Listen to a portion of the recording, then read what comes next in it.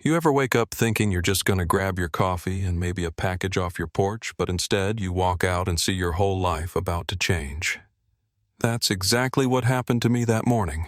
I'm telling you, I'm still half asleep, shuffling out to my gate in my boots, and instead of the usual Amazon box, there's this giant metal sign planted smack in the center, blood-red letters screaming, "Public Access Road, Willowbrook Authority." Not even a legit permit or a single county stamp.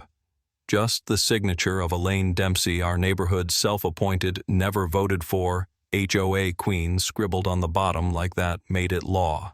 Let me tell you, she must have thought that sign would magically turn my ranch, my 50 acres, mind you, into the town's new public park. What Elaine didn't know was the storm she'd just kicked up, because if there's one thing I learned from 20 years in the military and another 20 building infrastructure, it's how to stand my ground. So there I am, 6 a.m., mug in hand, staring at this metal joke, and the only thing running through my mind is, you gotta be kidding me. First thing I check my phone, nothing from the county. At 8 sharp, I call the clerk, who says, "Sir, there's no filing for road access on your property." That's when it clicks. This isn't just bold, it's criminal. By 9 a.m., here comes the HOA parade. Elaine strutting up like she owns Texas. Ron Mitchell carrying a clipboard, looking like he's auditioning for Law and Order, and poor Patty Roston tagging along nervy as a stray cat. Elaine puffs up, tells me, "Mr. Walker, this is for community safety emergency access," like I'm the one blocking ambulances or something. I take a slow sip of coffee, mostly so I don't laugh in her face, and tell her, "Ma'am, the county says otherwise." Care to show me an actual permit? Ron waves those papers around, but even Patty can barely croak out a word, her voice cracking worse than a middle schooler. Once they're gone, I fire up the laptop and start digging through property records, old surveys, plats, the works. And what I find, well, I nearly spit out my coffee. Turns out every single access road from Willowbrook Estates to Main Street, yep, all of them cut straight across my land. Not just the little driveway they're fighting over, but the entire route. 47 families, their only road in or out, sitting right on my property. Oh, and the water main. My land. Power lines. My land again. 15 years ago, their developer skipped a couple steps. Never filed the right papers, and now here we are, the whole neighborhood built on borrowed time. I install security cameras, call it a hunch. That night, my cameras pick up Elaine, Ron, and Patty creeping around with tape measures and flashlights, whispering about how they'll prove traffic safety issues and force access. Ron's already volunteering his hardware store for barriers. Patty, bless her, asks, "What if he fights back?" And Elaine just laughs. He's one man. We're a whole community. She has no clue who she's up against. So, next morning, they're back this time with a notice threatening $500 a day fines if I don't clear the obstruction. Official letterhead. "Please," I tell Elaine, "what's your authority for issuing fines?" She starts reciting HOA bylaws, but I shut her down. "Ma'am, your HOA rules don't trump property law. And do you know who owns this road?" Her face goes from tomato red to chalk white when I roll out my survey map and point every road, every utility, all on my land. 15 years ago, your developer built this without asking. Y'all have been trespassing ever since. You could see the panic start to set in. Elaine goes door to door with a fake emergency petition, stirs everyone up, calls an HOA meeting about the hostile neighbor. By 7 that evening, the community center's packed. She's got a slideshow of safety concerns, making my ranch look like Fort Knox. Ron claims they've spent thousands on road maintenance, but there's no proof. Addie hands out flyers, anonymous complaints that sound suspiciously like Elaine wrote them herself. People are whispering eyes darting my way. One old guy's filming evidence for court, a young couple's clutching hands, a mom's bouncing a screaming baby in the back. I decide I'm done with the games. I walk in with my folder, lay out the papers on the table, and say, "Evening, folks. Mind if I share some facts?" Dead silence. I show them the map. This road. The only way you all get to Main Street sits entirely on my land. No easement, no permission, nothing. A hush falls.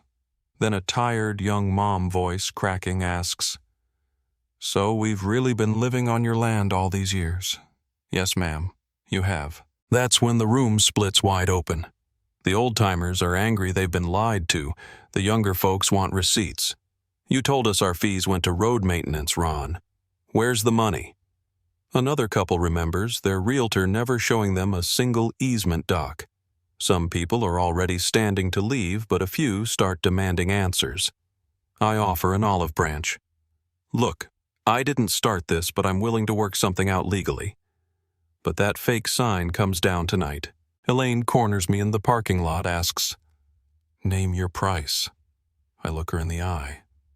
Honest neighbors. That's all I want. As people file out, I see them already picking sides, half relieved, half mad, a few just lost.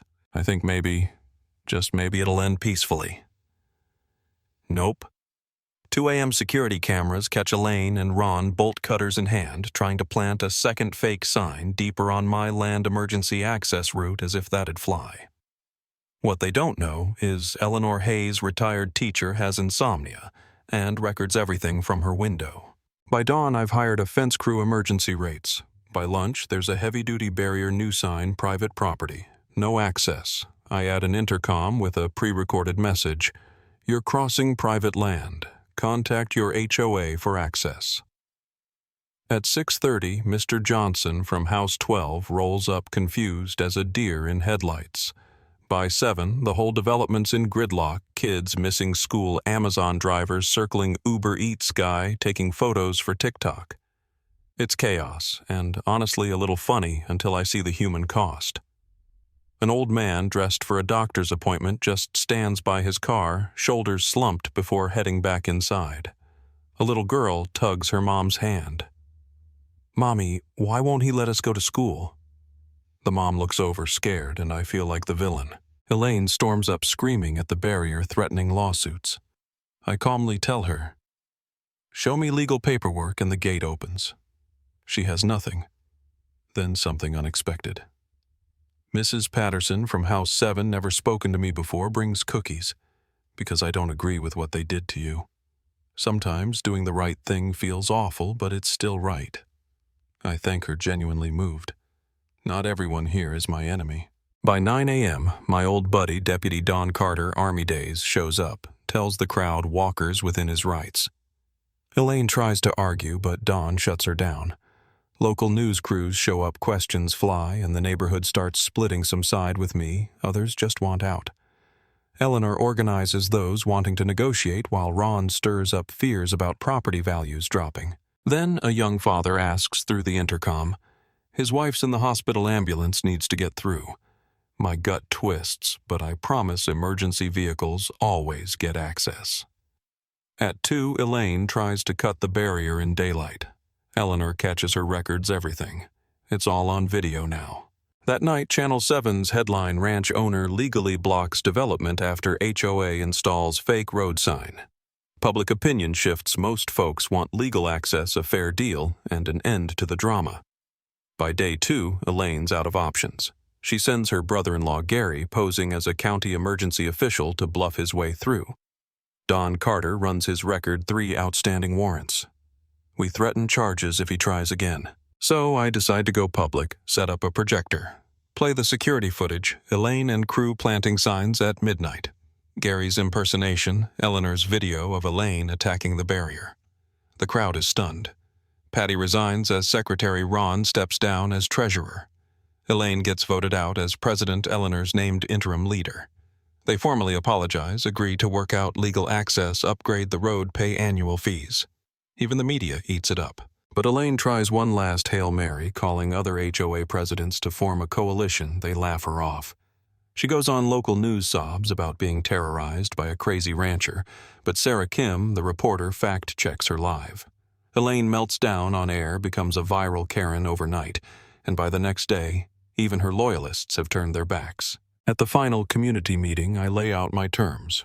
Proper documentation, cost-sharing, transparency, new leadership. There's some grumbling, but everyone realizes it's the best deal they're going to get. An old woman stands up, apologizes for trusting Elaine. Ron tries to object, but gets shut down. You were treasurer. Where's the money? The last of Elaine's support evaporates. The next morning, Elaine shows up hands shaking and reads her public apology. Resigns from the HOA, agrees to the terms, walks out as the room erupts in applause, not for her, but for closure. I open the barrier and, for the first time, the community can finally come and go as they please, people cheering, some in tears. Folks reclaim their daily lives, and for the first time in weeks, there's hope. Within days, legal paperwork is filed, the road is properly upgraded, and new bylaws ensure this mess never happens again. Elaine sells her house and leaves town. Eleanor transforms the HOA with open meetings, and believe it or not, I end up honorary Willowbrook resident. Even Ron and Patty redeem themselves, pitching in for real this time. 6 months later, property values are up. There's a new sense of trust, and folks actually work together. We start an annual property rights barbecue. A community garden grows on my pasture, and the road now named for Willowbrook. But, courtesy of Cole Walker, runs smooth as ever. The Texas Property Rights Association names me Citizen of the Year, but honestly, the best part is just seeing my neighbors' kids playing, people laughing, knowing we turned a fake sign into a real community. So what do you think? Did I do the right thing? Where's the line between standing your ground and helping your neighbors? Let me know in the comments. I know every community's got its own story, and I'd love to hear yours.